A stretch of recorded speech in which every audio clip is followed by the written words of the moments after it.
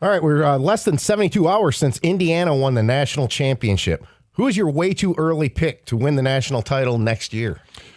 Well, I'm kind of in between two teams, but I'm going to go with Oregon.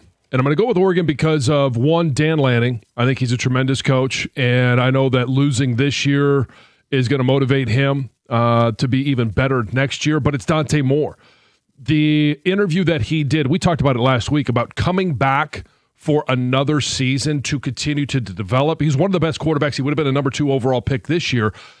I think they are set up. And if for some reason he were to be hurt, what happens if your quarterback gets hurt, your team goes downhill? No, at some point during the season, I don't know when it'll be because of the ACL injury, but they'll have Raiola to be able to come in and get them through an injured Moore if that happens.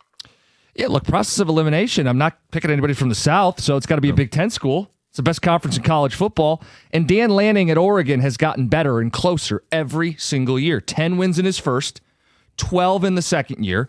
A Big Ten champ with 13 wins in year 3. And last season, another 13-win season where they make the semifinals. Next year's the year for the Ducks. So not buying into a growth for Arch Manning.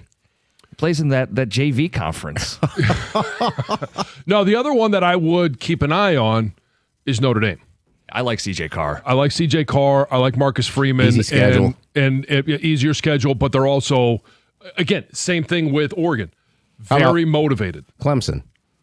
All right, that's the last Clemson dig of this college football season. All right, well, we've had 3 straight Big Ten national champions. It's been 3 straight years without an SEC team making the national championship game. Has the transfer portal exposed the SEC, and does this prove the SEC was cheating? Oh, of course they were cheating. They were clearly cheating. And here's the difference now. The talent isn't condensed to the same region.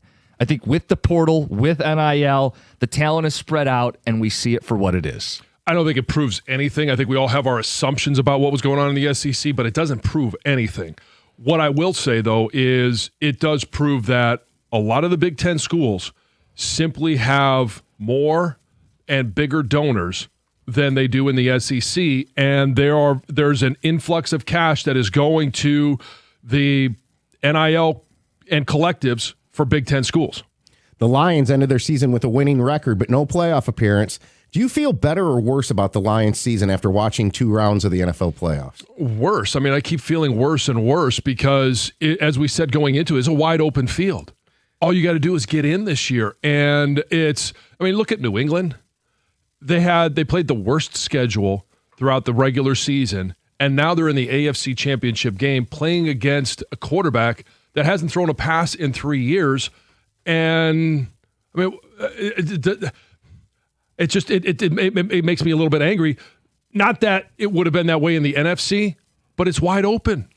Yeah, when I looked at this question, I thought, well, yeah, I feel worse. It's wide open, and I'm wondering who would say better.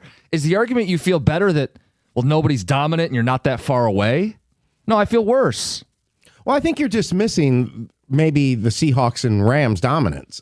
I mean, it's clear to me that the Lions wouldn't have beaten either one of them.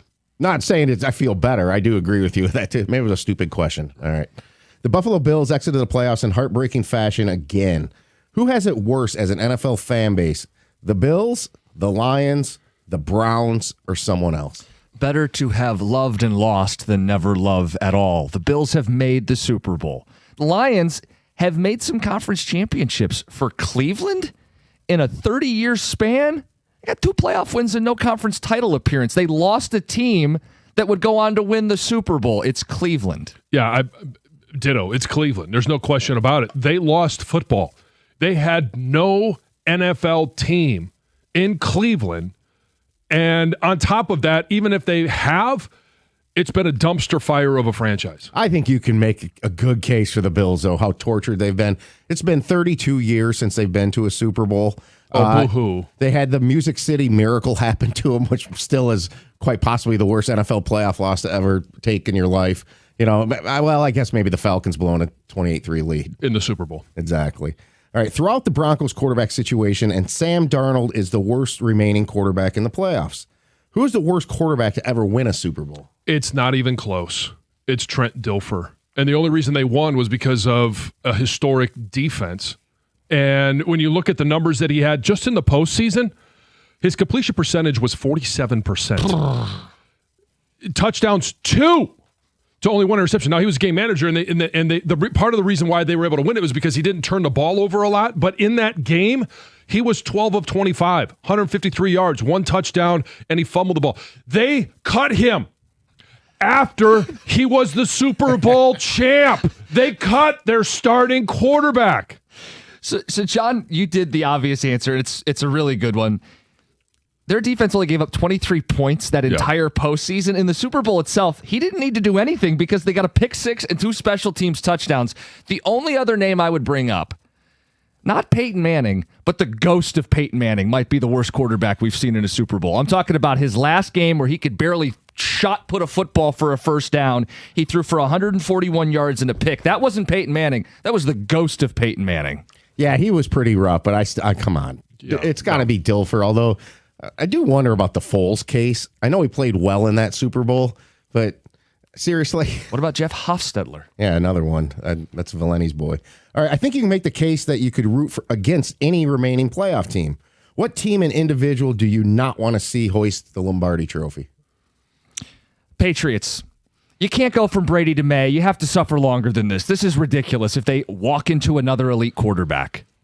Well, I already talked about the fact that they had the easiest schedule. Now they're going to play the Denver Broncos without Bo Nix. Not that Bo Nix was a world beater, but, I mean, Jarrett Stidham. It is a crime. Well, it is, but that's not the one. I would be fine with that. It's a great story, and whatever if New England wins it. But it's Sean McVay. Like, I just can't take him winning another one. I know he's a great coach. This has nothing to do with him as a play caller, as a coach. All right, great. It's just like I could talk about, I don't like LeBron James, but he is the second best, or he's at least top 5 in NBA history. But Sean McVay, I just can't stand looking at him. We discussed this a few weeks ago, I think, and I have come to respect him, even though he's got a punchable face. You know, and John, sometimes you got to let the hate go for the respect. Like, I learned that with Michael Jordan. It took me about 7 years after he retired to kind of just say, okay, this guy's the best ever. Because eventually the respect has to outweigh it. By the way, Stidham, if he were to win it, does he replace Dilfer? Yeah, probably. Possibly, but let's see how he plays. Yeah. All right, you guys are going to like this. Former NFL sideline reporter Michelle Tafoya announced she is running for the vacated Senate seat in Minnesota. What NFL media member do you think would make the best politician? I think this one's easy. Chris Collinsworth. First of all, just get him off the broadcast. Give Mike Tirico a new partner, somebody that I actually want to hear and listen to. So some of it is just, hey, go do something else. But every time his lips move, it irritates me, just like most politicians. So I think he'd be a perfect fit. Put a lot of thought into this, and I initially thought Strahan, but if he can't fix the gap in his teeth, how can he fix the divide in our country? So I ruled him out. You're welcome, by the way. Tony Romo blows a lot of hot air. It feels like he would be qualified based on that alone. But if you want like a serious, thoughtful person, how about Greg Olson? Okay, yeah. I don't know if I could see that one. Okay. I feel like he's like a regular person who's...